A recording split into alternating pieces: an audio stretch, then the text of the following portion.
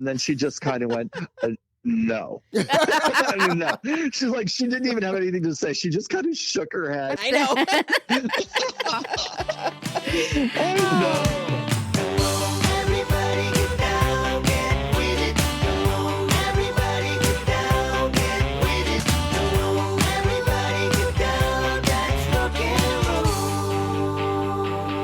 Welcome to the Sean Squad Society podcast with your host, myself, Penny, Cindy, Dame Madonna, and Doris. Invite you to share our love and enthusiasm for all things Sean Cassidy, from his teen idol days to his recent adventure back on the road again. Please join us for our stories and memories that connected us to those happy days that helped create the Sean Squad Society podcast.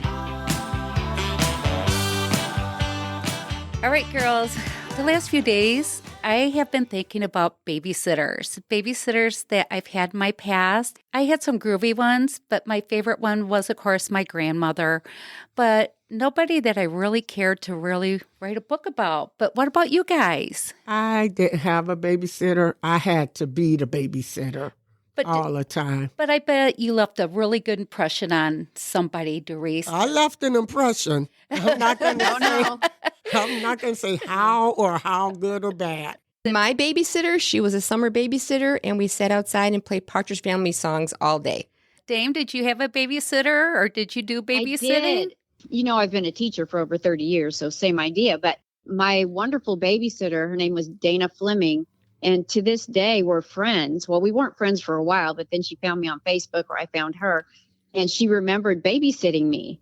And she said, but you were so shy and you were so quiet. And I said, well, I remember sitting in this big chair and I didn't want to move because I didn't want you to think I was a bad kid. So I wanted to leave a good impression so she'd want me there again.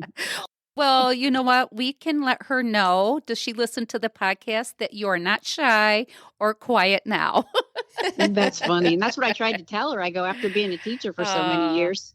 Well, today we have a very special guest. His name is Johnny Ray Miller, and he is an expert on the Partridge Family television program and their recorded music from the show's beginning. Johnny is a concert and theater producer, actor, and director. He has produced and directed live theater for more than 25 years and has presented live concert performances by David Cassidy, Davy Jones, and many others.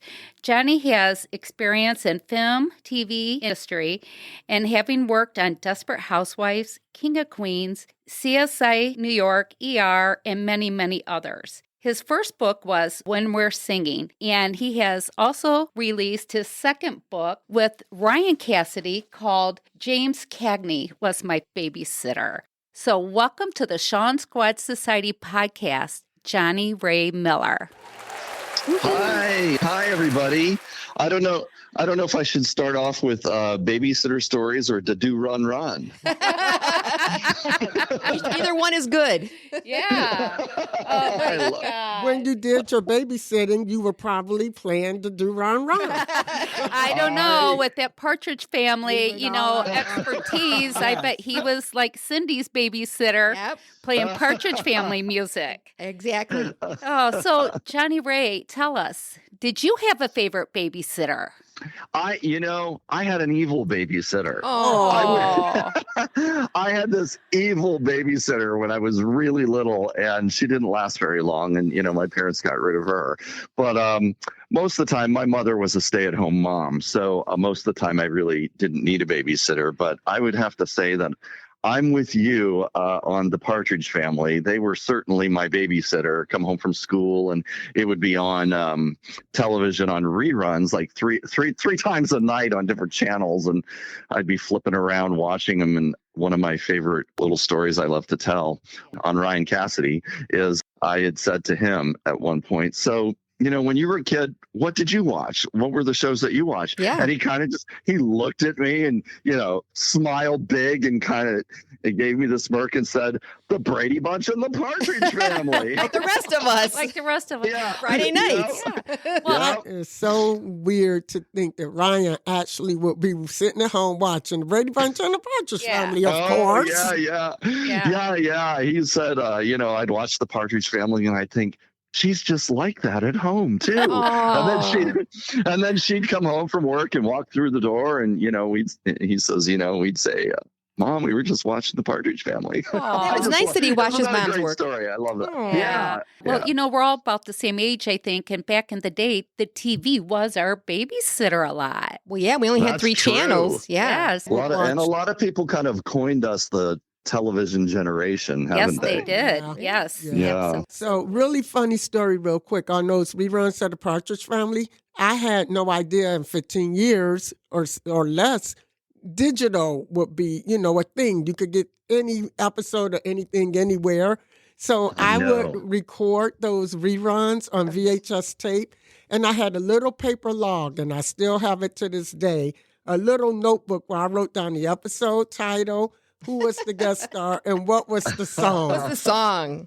So, Yes. and now, I didn't know in a few years, you didn't need that. You just go on Mr. Google and he'll tell you anything. Yeah. I know. Isn't it crazy how it's Yeah. changed? Who could have ever dreamed this up, right? Oh, Right? gosh. I think Doris has a question she's wanting to ask you. All right, Johnny. Wonderful. I do. I've been saving this one. She has. So I consider you a Partridge Family SME. And in case you don't know, that's subject matter expert in the corporate world where I work. What's your favorite? Because I have a favorite, and we all do. What's your favorite episode? My favorite, it is hard. Isn't it hard to answer when you Yes. love something so much? So I always kind of have to almost say 2, because the one you might want to eliminate. But my favorite, if I were forced to pick just one, I would pick the Christmas episode. yeah. That's Oh, such a yeah. good one. Yeah, but if we took the Christmas one out and we had to pick from everything else, I love my favorite episode other than that one is the one in the 4th season where Keith and Lori have to pretend like they're a date. Oh, yeah. Yes, It's and called Lori Keith and had Lori to Bell. be Yeah. Lori Bell. Yeah, Lori Bell. Oh, yeah. With the accent. I just think that makes me laugh out loud. Susan Day is a real talent. I And love her. that was, those two together had such chemistry. And I just think that episode captures that Yeah. better than any of the other episodes. Yeah, I can't think of a favorite. I remember the whale one because I love the song in that one, the whale song episode. Yeah. That stands out. Yeah. My favorite was the Energy Crisis because they sing Sunshine, and I love it. Oh, And when I love they that get song. to Detroit by mistake because they sing Bandalela. Bandalela, my yes. Love that Yeah, song. I love that So one too. those are my Yep. 2 favorite. Yeah, we just did an Wow. episode on the Partridge Family. We were talking about those episodes and all those memories from Yeah. certain parts of the show. Yeah. Our season 1, we did a whole episode dedicated to the Partridge Family. But we need to do another one You know- because we didn't have enough time to yeah. talk about all of it. Well, it's funny that the episodes that we've talked about here too in the last few minutes, it reminds me of the interview I did with Bob Claver, executive producer, and he told me that they were very, very proud of the episodes that they did that had causes tied to them. And you just mentioned several of them, and he said, that wasn't a thing that got done a lot back then, and he was most proud of those episodes, the ones you're talking about right out of the gate. The episode about saving the whales. Yeah. Then there was the energy crisis was a real thing in the early Right. 70s. Mhm. Yeah. It's actually those were happening. Mhm. Yeah, very much. They tied it in with the show. Yeah. Well, Johnny Ray, I have a couple of questions about the book. James Cagney Was My Babysitter. All right. Yeah. So tell us, how did you and Ryan actually hook up to write this book? Yeah, it's the coolest story. I was just launching the promotion for When We're Singin', and I had done only a couple of conventions, and I was going to be doing the Hollywood show for the very first time, and they were going to put me right next to Shirley. And so I was super nervous. I was like, this was very early on, and, I wanted to make a good personal impression and all of this, and would hoped that she had liked the book. And so it was just like magic. I mean, I had a blast, and Shirley had invited me to go along with her to every convention she did. And it was a dream Wow. come true. Amazing. So I'm I'm over here sitting at my dying. table. We would feel the same Oh. way. Honestly, it was really is like, I still pinch myself. It's just that even still to this day, I think, I just feel like the luckiest guy in the And how world. kind So, David is and how kind Shirley is, they're just kind people. yeah. Yeah, the whole family. So, yeah, for sure. And so anyway, that day, I had Ryan came up to my table and we just started talking, and I was just so thrilled to get to talk to him. And he said kind of very quickly into the conversation, he says, I really like your book. And he had my book. He said, Oh. for the longest time, I've wanted to do this story that I've kind of had in my head for years and years. And I just kind of been referring it to myself as James Cagney Was My Babysitter. And he kind of laughed and giggled a little at first. And I actually just, like, for me, I either kind of can see a project or I can't see it like right away. And I could see this. I could see it from the second he said that. And then he just kept talking. And then I realized as we were talking that I just felt very connected to him. There was a lot about him that I felt kind of an innate connection to. And, he had this vivid memory of that day that was so important to him. And I could see his family in him. I could see why he was so close to David. I could just see he was just such a pure and genuine person. And I don't know, just as he told the story to me, I just was entranced by the whole thing. And I was like, are you kidding me? Like, yeah, I want to do this with you. And so I come back to Ohio after the convention and we got rolling on it. And it's just another one of those things where it just seemed like it was all meant to be. Everything just kind of the universe worked really, for you. Yep. Yes. Yeah, definitely. Absolutely. I just felt like that force was behind us the whole way. Yeah. I read the book probably 3 times, and every time I read it, I felt like I was in the book. A character in the book, like I was in the room with them, or it was just weird. It is so well written that it just drew me right in, like I was right there, or I was like you were seeing the things on the wall and out in the yard. Yeah. It's like, how that was described is like you knew it like perfectly. I imagine myself too. Yeah, like there. I was the owl in the tree, or the leprechaun, or the figurine on the shelf, or it was just. I was just seeing Ryan as that little boy. When I read the book, I'm seeing Ryan as a little boy sitting in like school or in a playground somewhere telling his story to friends. Yep. Hey, yesterday James Cagney was my babysitter. Yeah. And that's what I'm imagining this, because he tells it perfectly from his little boy point of view. Right. Yeah. Yeah. And I can tell you that every single word in that book was, every word was thought through, because we wanted it to be like just as pure of his voice as it could possibly be. And so, we sat and he would tell the story out loud over and over again. And then I would kind of point out to him like, okay, you use this phrase a lot and it sounds really good. And I think we should use that. And, you say it this way a lot more often than you say it that way. I think we should use that. It was that kind of a thing. Yeah. But it was a real effort to be so pure in the words and just to really capture this voice that he had. It's almost hard to describe. It was the voice that you hear in that book. It is his voice, just at 100% pure. Like I said, it's just well written. Well, you understood what he was saying. For one, you understood where he was going with it, and you understood the story. There wasn't any confusion about what he said. If this was it, and it was told as his child self. I love how it goes from a child self to like almost like an adult person a little bit back to the child self. At the end. At the end. Yeah. Because, I felt that. Yeah, I'm glad you noticed that. And he'll be thrilled that you noticed that, because that was intentional. And that was a conversation we had. Wow. All of that was really intentional. There wasn't anything accidental about the way this book turned out. Everything was just kind of went like butter the way we wanted it to. And I got to tell you, we had the greatest publisher ever. The publisher, first of all, they specialize in books about old Hollywood and, that era of classic Hollywood.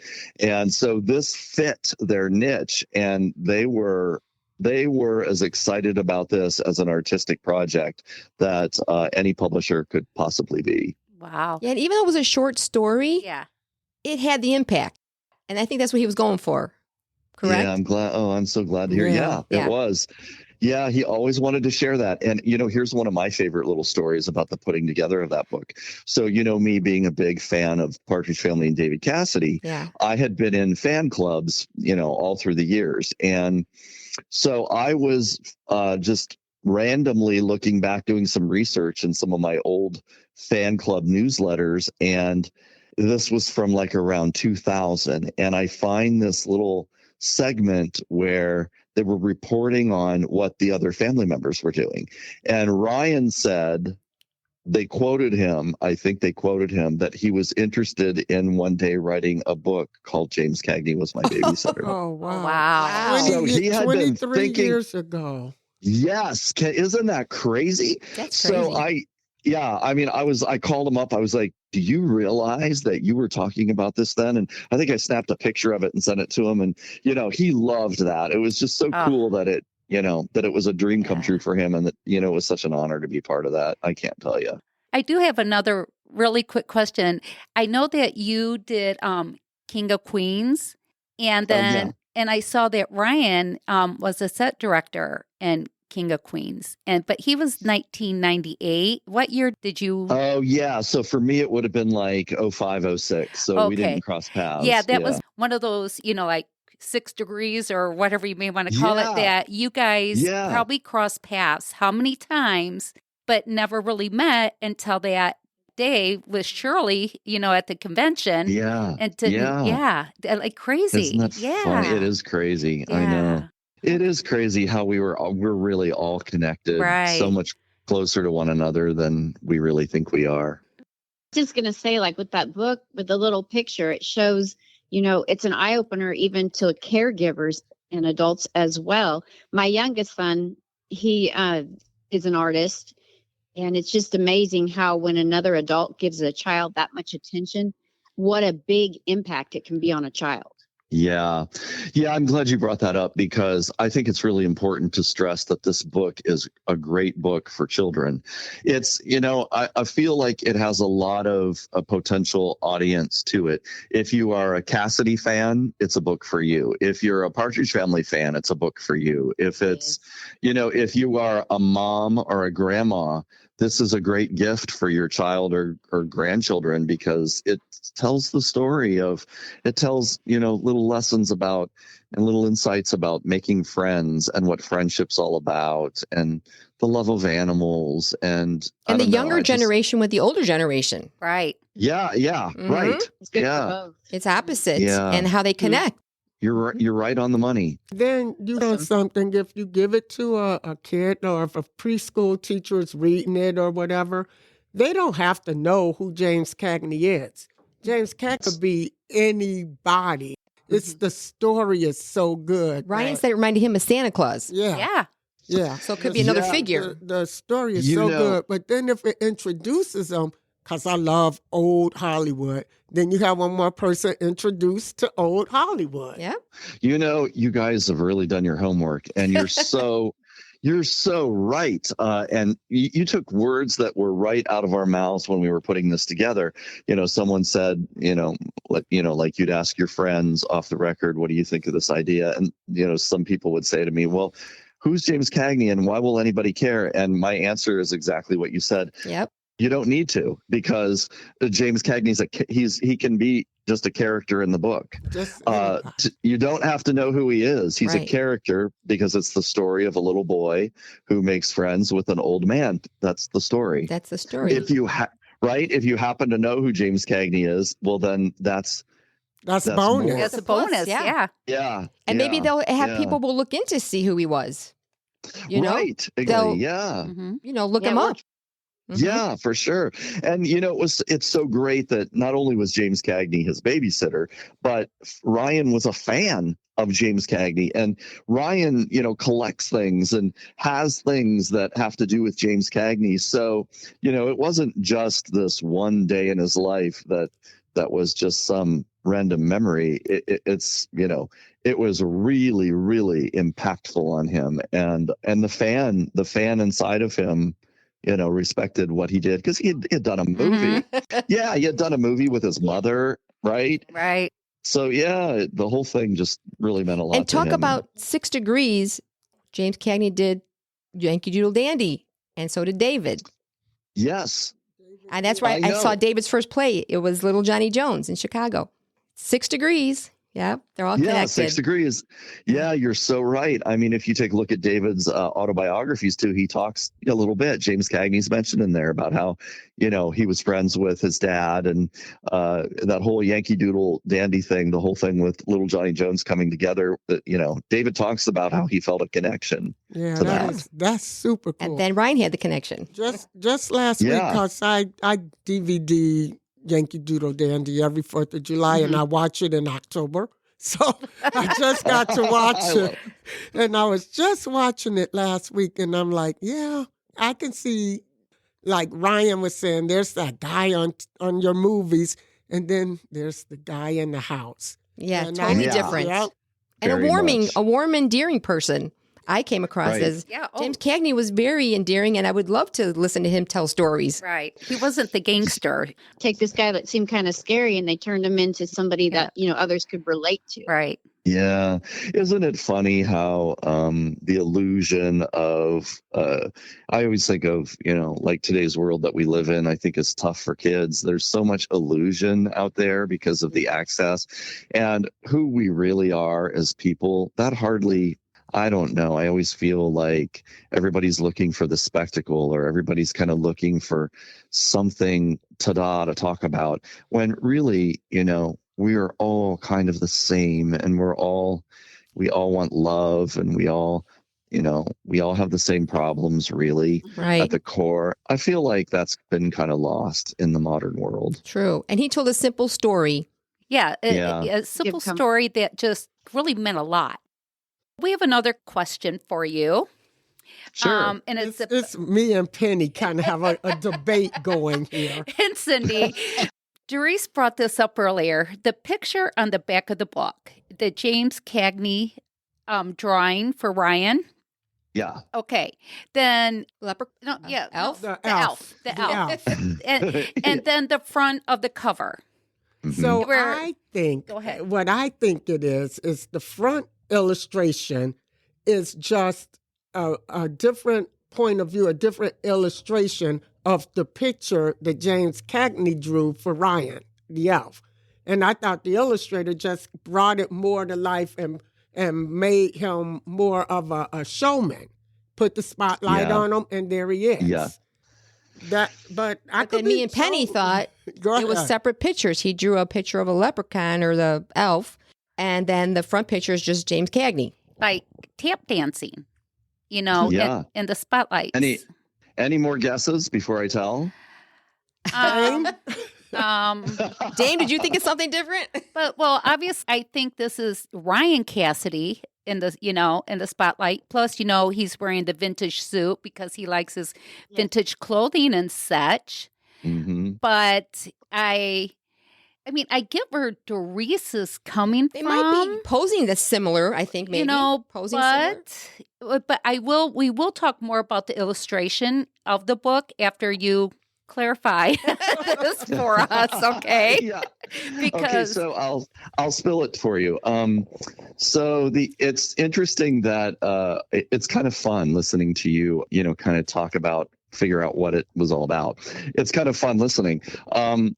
The cover is a straightforward story, which is that the publishers and us all agreed that the image for the cover should be James Cagney in his Yankee Doodle Dandy kind of era, kind of a look. Mm-hmm. So that was talked about, that, that was the image that we wanted for the cover.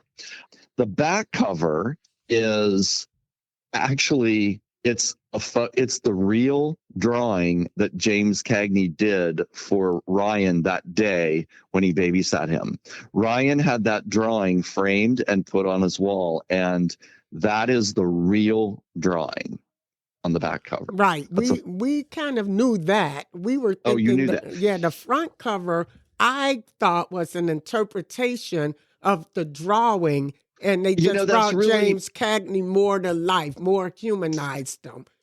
It's funny. Ryan felt that, and I'm trying to think if, I don't want to speak out of turn for him here, but I'm thinking that he told me when we were talking about that drawing, he told me that, he later realized that it was basically a drawing of himself.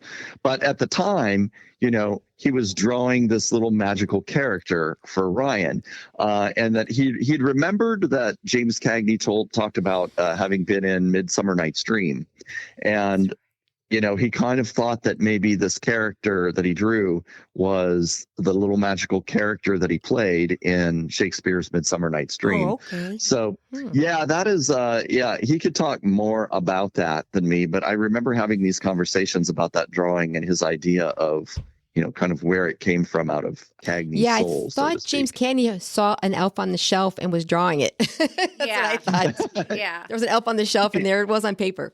Yeah. And I thought the elf was James Cagney dancing when he was doing Yankee Doodle Dandy, and I guess we all have our own interpretation. So hopefully Ryan has his elf on a shelf somewhere.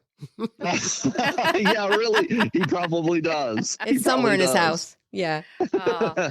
Yeah. But another thing that draws you into the book is the illustration. I mean, when you're reading it, your eyes are so focused, on everything. She was wonderful. Yeah, that girl was wonderful. And she was really young, too. I remember thinking, she's not even from this era. She doesn't even know who these people are. And, oh, my God, did she ever capture it? I just remember her drawing coming through the very first time, the very first one, and we were speechless. It was just like, holy cow. The whole scene on a page that she would submit was just, gosh, it just captured. You could tell that she had really studied and taken a look at who these people were. Yeah, we like the Cassidy room. Yeah. With the Oscar on the shelf. Yeah. The Oscar. Yeah. On the fireplace there. Yes. Yeah. Yeah. Love that. Well, the front to me almost seems like it's saying welcome, because he's holding his hands out like that, like welcome to what I have inside to show you. Yeah. Oh, I can see that. Yeah. Oh, you guys are good. Welcome to my story. Yeah. Yeah. And very friendly. Yeah. Mm-hmm. Yeah. I'll even draw you a picture. Yeah, right. Draw you a picture. A follow-up question, too. Apparently there was no more visits, right? Because James Cagney passed? Right. Yeah, no, he never saw him again. And so this was, circa 1973-ish in there. Yeah. And when did Cagney die? I'm thinking it was in the 80s. Yeah. And I love Ryan's story where, I think it's told, like Shirley tells it in there, about how it was several years later that they would talk once in a while on the phone, Shirley and James Cagney. And it was several years later that he called up Shirley and was just telling her what a great young man Ryan was. And, if he had at that time, I don't think he had grandkids then. And, he was saying, I'd love to have a grandkid just like Ryan. Oh, yeah. I think Ryan's an old soul too. Don't you think? Yeah. Oh, yeah. Very much. He's an old soul. So he would take all that in. Yeah. I would. Absolutely. Yeah. Absolutely. Yeah.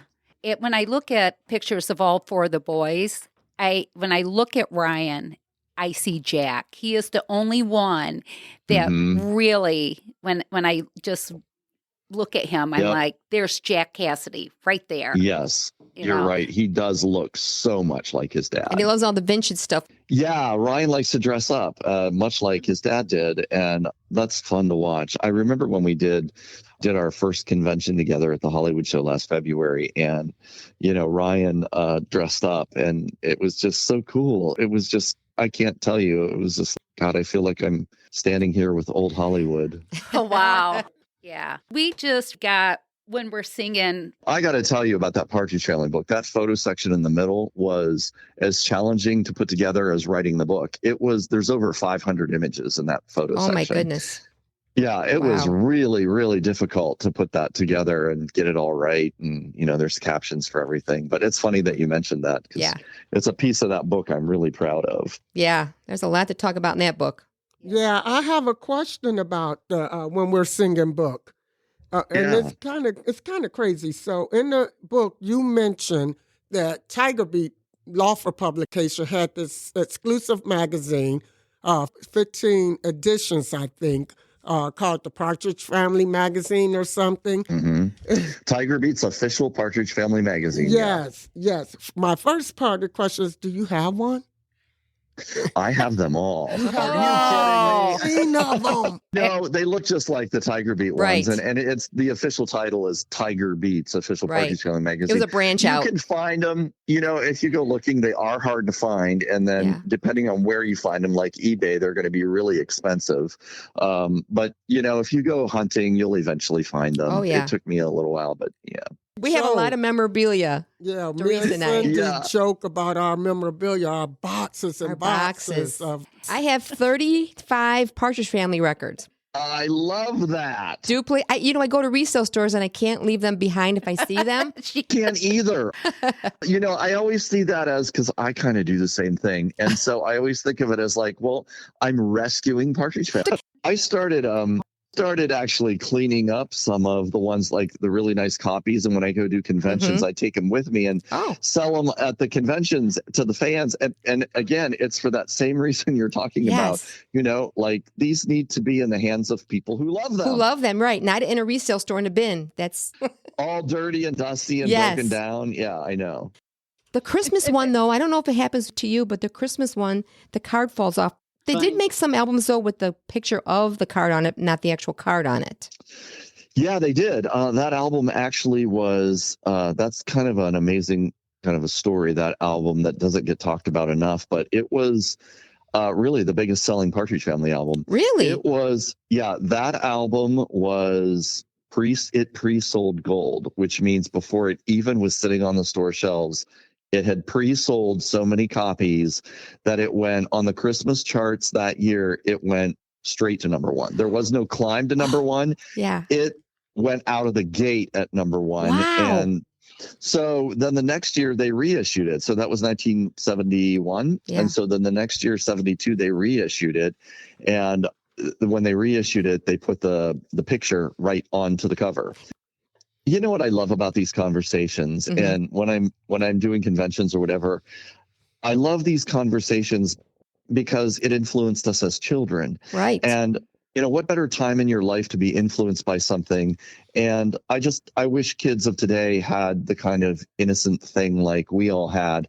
Ours happens to be the Partridge Family, but of that era, still, it doesn't matter if you were a Brady Bunch fan or a Hardy Boys fan or whatever. There's an innocence there. Yeah. Yes. And it's just kind of good for the soul. And I think that's why we latch on to this. Not only is it part of our childhood, but, my big thing about the Partridge Family is that it's really good music. When you combine the two ideas, it's this impact from your childhood, but yet it lives on because the music is so good. I've carried it with me my whole life. Every time I felt sad or something, I would put that on. That leads me to a question for you, Johnny. The music, the really good songs. And that's what I always connected most with the Partridge Family. The show was good, but the music. So what is your favorite song? Do you have a favorite? Because I got three, and I can tell you right off the top what three they are. Oh, I love getting asked this question because I have to struggle every time I answer it. Me too. Well, my favorite Partridge Family song, and it's after what I said earlier, it's going to be predictable, is My Christmas Card to You from the Christmas Card I love album. that one. Yeah. Love it. But if you take Christmas out of it and let that be sort of its own thing, then I start to struggle. Someone once asked me, I used to answer this, I would tell you Roller Coaster, Sunshine, Money, Money. Those three songs I love a lot. But then someone once said to me, if you were stuck on a desert island and you could only have one Partridge Family song to play, I found myself saying, I Think I Love You. How can you not pick that one? Really? If you're stuck on an island and you can only have one, how can you not pick I Think I Love You? If I was stuck on an island, mine would be, okay, so I have the three. I told you Sunshine and Bandolera. Yeah. But mine would be Summer Days. Oh. Yeah, Summer Days. Yeah. I love that, but I like You're Always on My Mind. That's one of my favorites, too. Wow, you guys are picking really great songs. On My Mind. Summer Days was going to be the title song for David's Cherish album. Are you kidding? Oh. Yeah, that was written for David's first solo outing. It was going to be the title of the album. It was going to be the single from the album. And at the 11th hour, Wes Farrell had just a feeling, and he changed his mind, and he called Tony Romeo up, who wrote the song, and said, hey, listen, what's the most recorded song in history that you can think of? And Tony tells him Cherish. And he had no idea why he was asking him that question. And then the next thing you know, Cherish was the new single. And Tony was really disappointed over it, but I think everybody was really happy in the end. It turned out so great. And I think isn't Shirley on that album, Cherish? She did a song with him on that one? No, I don't think so. Not on the Cherish album. There was this one song that just sounded like her voice in the background. I'll tell you what I bet you heard, because Jackie Ward sang on that album. She was one of the background vocalists, and I think she sang on Cherish. Okay. They all did. John Baylor, Ron Hicklin, those guys all sang on the Cherish album. Not as much once you get to the Rock Me Baby album. I know John Baylor worked on that one, and I think Jackie Ward, but there was other voices that came into play. He was going, trying to change the sound a little bit there. That was a little bit more edgy. Yep, that one became edgy. Hey, Dane, doesn't this kind of lead to a question you had about Shirley, David? You had a question. Yes, I do. I have a question for Johnny. And it is, when you were talking with David Cassidy about the Partridge Family, what was he the most excited about? Were there any funny stories? What was he the most excited about? I think in general, the thing that made him, it's like a broad answer. I think it was the fact that I had respected the music, and that I wanted to zero in on this music and how great the music was. I think, that was the thing that, made him kind of take me seriously, to be honest with you. Oh. Did he ever joke with you about any funny stories that happened on the set? Or? They were always they were the same ones that he's told many times. That he talked about, he talked about that funny story about, Elvis calling the set one day. And I'm trying to remember, some of the ones, but I remember more the conversations I had with him. The things I remember more are things that didn't have anything to do with the Partridge Family. It was just, sort of little side things he would say. We talked about theater a lot because we both had that. I had a big theater background. And so casually, in the casual conversation with him, I was real fascinated with the theater work that he did, especially when he came to Ohio, and because I had seen him in several shows in Ohio. And so I think he got a kick out of the fact that I was, really into wanting to talk about theater. Well, that's your comfort zone. Yeah. And, and he's been asked about I Think I Love You 13 million times. And yes. So, I really didn't need to ask him about I Think I Love You. So, we talked a lot about the theater, and that's what I treasure most about those conversations. I know you ran one when you were young. Didn't you? A very young age. That's how the whole thing got going. Was I had come out of college and I got a job running a little theater, and kind of a little miracle that I would get a job like that, because I was a trained actor and I was just going to save some money and go to LA and give it a shot. And I got this job in my hometown community theater, basically as the guy in charge. And I thought, I couldn't believe that I got it. And I just kind of had a flair, what turned out to be the case, that I had like kind of both a flair for not only the artistic, but the business side of it as well. So I just stayed, and I was there for 10 years.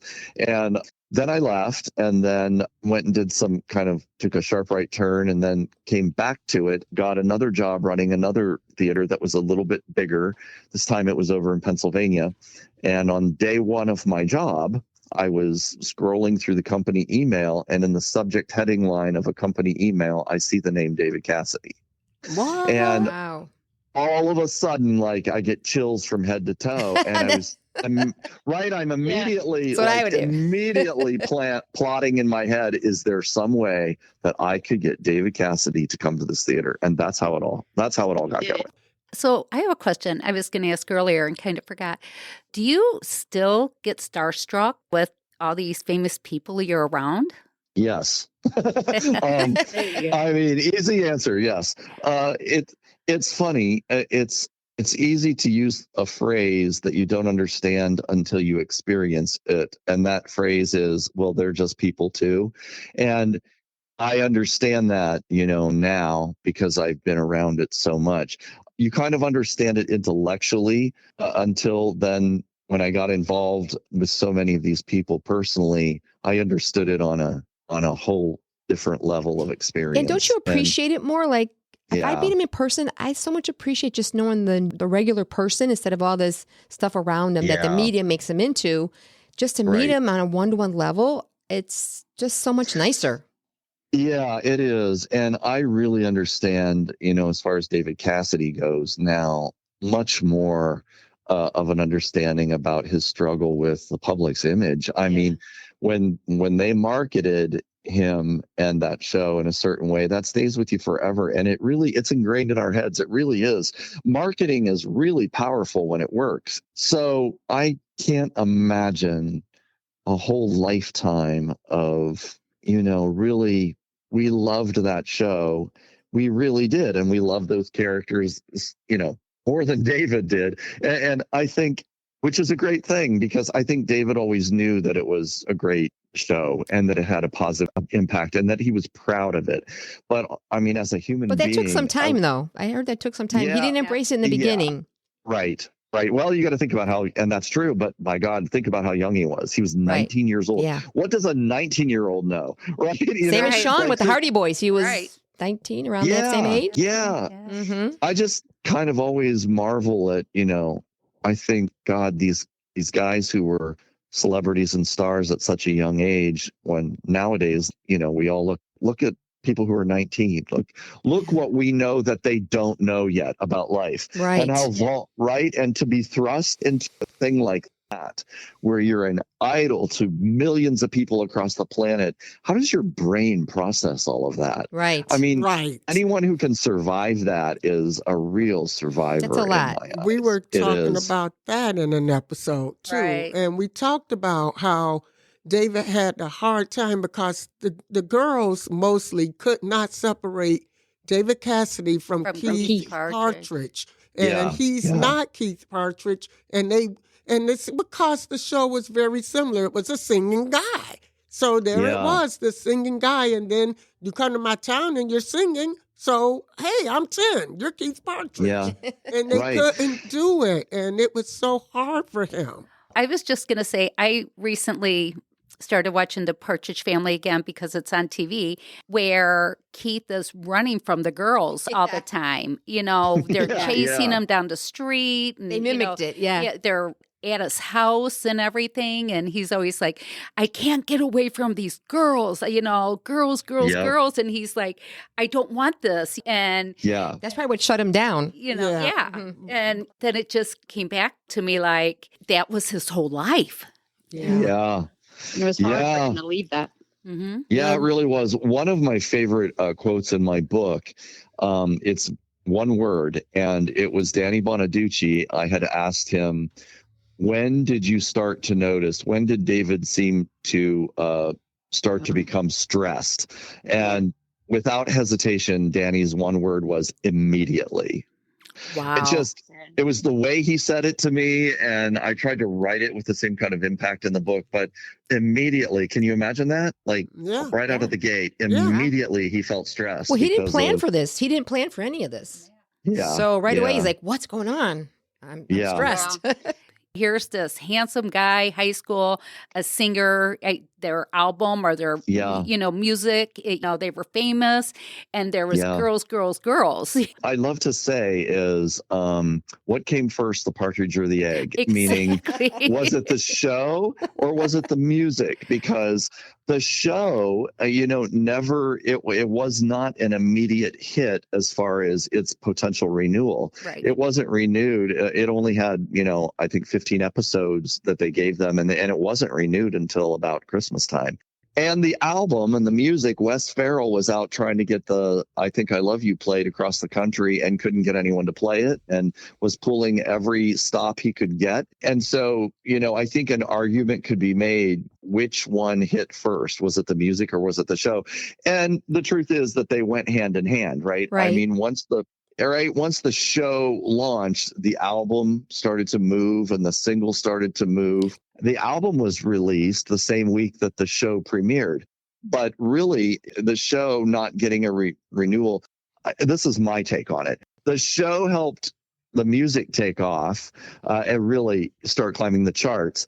But then the music, the success of I Think I Love You, I think, was a big reason why the viewership picked up and they got their renewal at Christmas time. That. Yeah. One of the producers told me that it wasn't until the summer after the first season in reruns when the show got really, really big, that it was in the reruns after the first season during the summer. In your book on page 21, it mentions something about a guy from Grand Rapids, Michigan, who played that song, with I Think I Love You. Yeah. And then just right after that, it just made it take off. And I didn't quite understand all of that. So Wes Farrell as producer, he was very aggressive. He was a go-getter, and he really, really believed in I Think I Love You. He just saw what it could all be. And he was trying to get the radio. He had contacts around the country and the radio stations, DJs all over the country that he had contacts with because he was that kind of a guy. That guy. Yeah, so he was trying to pull out every string that he had to get these DJs to play the record, and no one was playing it. And then finally, someone in that town played that record, and I think it shot up to #1 in that little local town. That's what happened in your book. It's what it said in your book. Like it had gone around to 15 cities, but then there was that guy. Yeah. It just took that one DJ to believe in it and play it, and then it took off in that one town, and then you saw what happened from there. Cool. Hey, just a quick question. I honestly didn't have a lot of time to really dig into the book, but did Shirley and David record together after the Partridge Family? They never did any kind of recordings that were ever intended for release, or I don't believe they went into the studio and did anything together like that. They sang together several times, and some of them were broadcast. They did this Christmas special in 1982, I think. Yep. Right? Yeah, they sang the Christmas songs together, and Shirley told me that they did benefits together through the years that were not really televised. I know they sang together in Pittsburgh once. Again, it was at Christmas time. But yeah, I always wish, didn't we all always wish that there was going to be a Shirley David album or a concert that would feature both of them? I always wished that would happen. Yeah. Do you know how many songs Shirley actually sang on for Partridge Family? Me, here comes my nerddom, right? Yes, I do. So Shirley sang Whale Song. Mm-hmm. We all know Whale Song. That wasn't on an album, though. No, none of them were on albums, and that's because of Wes Farrell. Wes Farrell felt that it didn't fit. But she sang Whale Song. She sang My Best Girl. She sang Ain't Love Easy. Yep. And then there was a fourth song that when they were making the episode where she sang My Best Girl, they had also done a recording of Let Me Call You Sweetheart. Yeah. And they decided to use My Best Girl instead. And then, of course, she sang the Christmas album solo, and that was a Winter nice song. Wonderland, right? We have that clip where she and David are singing Winter Wonderland together. Mm-hmm. So yeah, that was good. So she didn't sing on any background with David? Well, on the records, but not all of them. It worked. Well, yeah. Shirley, to this day, says that she sang on every single one of those. And so it was a contractual thing. That was her choice. She had the choice if she wanted. And she said, yeah, what the heck? Let's do it. So she was contracted to sing on the albums, but how it worked when they put the Partridge Family albums together, it was a unique recording situation because of the TV show and the schedule. And so Shirley would do her part separately. So she would just go in and they would do her part. She would sing her background vocals on a track and they'd record it. And so what they would do is they would use Shirley's voice when they were doing the TV edits for the show. They could then control the track so they could make her sound a little bit more prominent in the background vocals. So every time they did a close-up of Shirley, you're going to hear more of Shirley on the TV version. Yes. I wondered how they did it. That's a good fun That's fact. how they did it. Do you have any special projects that you can share with us going on? Anything happening? So I'm working on a coffee table book with Henry Diltz of all of his pictures of David. And the interesting thing about this project is that I get a lot, fans know about it, and I get asked about it a lot in emails and all of this. So the thing is, we kind of broke silence too early on that one before we probably should have, because it just takes a really long time to put something like that together. My experience in doing my Partridge Family book, I'm not kidding you when I tell you that putting the photo section together, which in the middle is 64 pages of pictures, took me as much time as writing the book. Man, there's just so much involved that it's too boring to talk about the technical part of it, but it's just a lot involved in it. And Henry, a very, very in-demand personality. So he not only photographed David Cassidy, right, and thousands of pictures of David Cassidy, but all of these other acts. I mean, he is the premier photographer of the rock and roll era. Yeah. And so there are all of these other books that are in the works too for other artists. And so all of that is sort of ahead of the David Cassidy. Yeah, I was going to say, why didn't Henry Diltz make a book already about David Cassidy, or did he ever? Well, I will with great pride tell you that when my Partridge Family book came out, no, he hadn't. And I had interviewed him for my book. I sent him a copy of the book. And then the day I got to meet him in person, he just liked the book so much that, I mean, in like 15 minutes of our conversation, he said, "Hey, John, how would you like to do a big picture book with me of all my pictures with David?" And I just about dropped my glass, Oh my, yes. I just about fell off the chair. It was surreal. It's kind of like you kind of have this whiteout moment going, is this really happening? So the plan to do that was there a long time ago, but like getting it in line to start working on it, that was a couple years down the road, which it's a lot of work has been done on it, but he's a really, really busy guy. He travels the world. Still at his age, he's still going, huh? Yeah, he does all of these, he's receiving awards. He's traveling the world and still taking photographs of people. Plus all of these other acts that he photographed. So we're the Partridge people, right? We're the David Cassidy crowd. Yep. Well, all of them have books that some may have already, I'm not up on all of that. Some may already be out there, but I know that there's several of those projects that are in the works at the same time as this one. So he has to divide his time, and it's just, I just want to encourage fans out there, just hang on. It's going to happen. Just hang in there with us. Hang in there. It's probably going to be another couple of years maybe before it actually hits the shelves. But well worth it. Yeah. Well, the pictures and when we're singing, they're phenomenal. Where I went to first. Yeah. Right. They're beautiful. First. So I can't imagine what this coffee table book's going to look like. I mean, it'll be the greatest pictures that Henry whittles down for the book of David Cassidy. Yeah, see, that's another just this, right? Which one do you use and which one do you say no to? I mean, you want to use all of them. I love pictures. And that's a very painful process, let me tell you. I mean, we sifted through, at this point, we have sifted through 13,000 photos of David Cassidy. Oh, wow. And that's just the color section. I mean... We may, he has equally as many black and whites. So you take that number of pictures and you try to, pick out the photos that you're going to put in a coffee table book, and it's painful. Yes, I can imagine. You need 2 books. Volume 1, Volume 2, right? Yeah, or 10, right? Yeah, or 10. That's probably how much he has, yeah. Yeah, he has a lot of pictures. Hey, Johnny, I like how you start your book. You start with, in that book, when we're singing, I love where you say something to your parents. You actually say, for mom and dad, I can feel your heartbeat. And that just gave me chills. Oh, yeah. Oh, that was, my God. Yeah, that was, I read Gave that me too. chills. Oh, you're the first person who ever asked me about that. And I'm over here tearing up listening to you talk.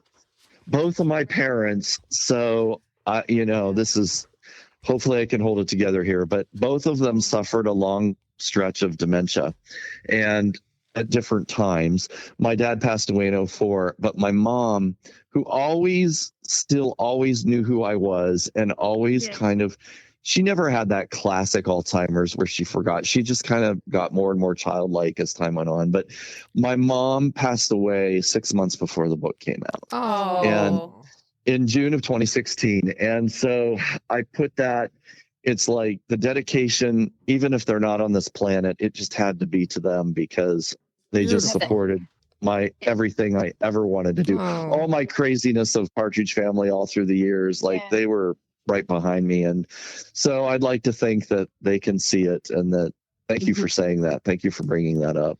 And to go with that song too, right? The heartbeat, just touching. Perfect. Thank you. Perfect. Man, you're really killing me. Thank you. So let's not kill you completely. Because we want to have you on again, so we got to keep you around. I'm looking right now, John. Oh, we're such good friends now. I got you from Johnny Ray to Johnny down to John. I love it. So, I'm looking. Hey, you know what, Johnny, I'll take anything, but don't call me Jonathan. Oh, okay. John Boy. Or late for dinner. I'm not a Jonathan. Or John Boy. And speaking of dinner, I'm looking at the Lost album cover. Oh, no, do not use that one. It's freaking me out. We got the Partridge Family's head sticking out of the gravy of the TV What were dinner. they thinking? And the peas got teeth, and there's little Chris coming from the turkey, and Lori and Shirley and the mashed potatoes. I'm so glad that one got It can lost. stay lost. I have to tell you, that was the most fun story to do. The woman who designed the album covers, she has this great personality that you just wouldn't expect. I mean, she just had this fantastic, fun personality, and she was really light. And I never knew about that. She brought it up, and she says, "Oh, I have to tell you. I had this idea, and I was just so proud of it. I just thought it was the most genius thing ever." And she said, "I came up with this idea, and I called it TV dinner." And if you could have heard her voice, she's like, "I had David Cassidy's head coming out of the vegetable mix, and Shirley Jones is popping out of the mashed potatoes." And she's like, "I'm just thinking I'm so genius that I just took it over to Beverly at Bell Records, and I showed it to her." And she goes, I think she gasped, and then she just kind of went, "No." No. She's like, she didn't even have anything to say. She just kind of shook her head. I know. I know. That's crazy. We did an episode about Sean's albums in season 1. Oh, yeah. And we talked about the designs of his album covers. And I think that's interesting. Yeah. And I think in one of your interviews that I listened to, you commented on the album covers of the Partridge Family. Can you share that with us? Because there's some things that you shared that was really interesting about the album cover. Yeah, that was one of those amazing stories that I stumbled upon when I found the artist who actually designed the album covers. There was sort of a misunderstanding through the years that Beverly Weinstein had done them all, but that wasn't the case. She was in charge of it. And so she was the art director for Bell Records, and she hired the music. They worked with the music agency, which was an advertising agency, to do most of their things. So they hired this advertising agency to come up with the album cover designs. And one of the things you have to understand is that so the Partridge Family was happening on the West Coast, and the records and the music, all of that was being done at Bell Records on the East Coast. And this is a day before fax machines. You had to ship things back and forth, snail mail. So So the pictures, there were never photo shoots that were done on the East Coast like you would typically do an album cover. It was this thing they had to organize between the West Coast and the East Coast. So all the photos would be done out there. Then they'd ship 1 million photos east, and then they'd choose from them. But the woman who designed most of the album jackets, not all of them, 7 of the 10, I thought this is the same woman I'm talking about who her funny story about TV dinner. But she just had this idea that, how can we create something that would help establish would give them a brand that would fit their brand of what fits on television, that they're a family. So she came up with the idea of the photo album. The very first album called the Partridge Family album, she said, I just thought how great this would be to tie into this whole family image. And they went out shopping for a photo album. That's literally a photograph of a photo album that they bought. And then she put the artwork on top of it. And so every album has its own story like that. And there's a whole chapter in my book where I go through album by album and just quote her and her stories behind those covers, because they're all... Yeah, I was reading those. Interesting. Yeah, they're all so interesting. I really loved that part of it. Well, Johnny Ray, Johnny Ray, our new best friend. I love it. Before we go, do you have any questions for us? I do have one question for you. Sure. And I'm curious how all of you got together and decided to do this. We're glad you asked. There's a Facebook group. We're all part of that group. But we're kind of getting to know each other and talking about getting together. And somewhere during the course of that night, Penny and I, either Penny or me or the both of us looked at each other and said, we need to do a podcast. We researched it, and no one had a podcast. No one had a podcast about him. There's David Cassidy and whatever. No Sean. Yeah. So we're like, we're the Sean Squad Society. That is great. What a great story. A story in a nutshell, I guess. Well, we want to thank you a million times for being our first celebrity interview. I mean, we are so honored. Yes. When you agreed to talk with us. Yes. And thrilled to we hope you come back and do another segment. Oh, yes. I'd love to. Absolutely. I'd love to. Why don't you tell our listeners where they can find you on social media? Well, you can find me. My book is at the website, which is the same title, whenwe'resingin.com. And on Facebook, we have a When We're Singin page. And you can find me at Johnny Ray Miller on Facebook. And hop on the bus. Let's go for a ride. Thank you from the bottom of our teen dream hearts. Keep on crushing. Always believe in magic. And have a peaceful, shantastic week. And don't forget to follow us on Facebook, Instagram, and Threads. And make sure to keep in touch with us on our email. SeanSquadSociety@gmail.com. The Sean Squad Society podcast, including past, present, and future versions, and its contents, are owned and controlled by the Sean Squad Society. The views and opinions are solely those of the Sean Squad Society podcast. The Sean Squad Society is written and produced and recorded at the Borden Studios.